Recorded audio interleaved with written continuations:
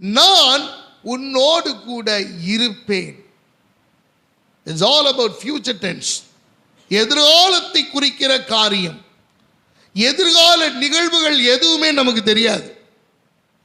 தெரிஞ்சிச்சுன்னா நம்ம ஞானி ஆயிடுவோமே, நாமெல்லாம் புத்திமான்கள் ஆயிடுவோமே, வரப்போற நஷ்டத்தை நம்ம அறிந்து கொள்ளுவோமே.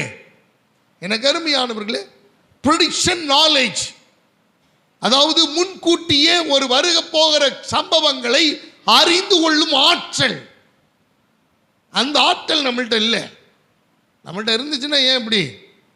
எனக்கு அருமையான தேவ பிள்ளைகளை, பங்கு சந்தை சரிய போகுதுன்னு தெரிஞ்ச உடனே நம்ம தங்க வாங்கிட மாட்டோமா? பங்கு சந்தை உயர போகுதுன்னு தெரிஞ்ச உடனே நம்ம பங்கு சந்தையில் நின்று ஜெயிச்சிட மாட்டோமா? ஒன்றும் இல்லை.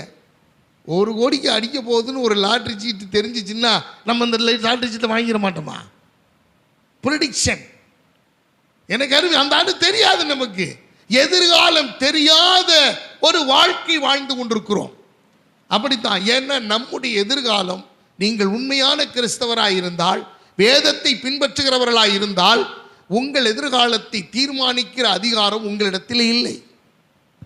உங்களுடைய என்னுடைய எதிர்காலத்தை தீர்மானிக்கிற முழு அதிகாரமும் கர்த்தருடைய கரத்தில் இருக்கிறது. அல்லேலூயா. அவர் சொல்றதை மாத்திரம் யார் செய்கிறாங்களோ அவர்களுடைய எதிர்காலம் பிரகாசமாக இருக்கும். அவருடைய எதிர்காலத்தை கர்த்தர் ஆசீர்வதிப்பார். அவர்களுடைய வழிகளை கர்த்தர் ஆசீர்வதிப்பார்.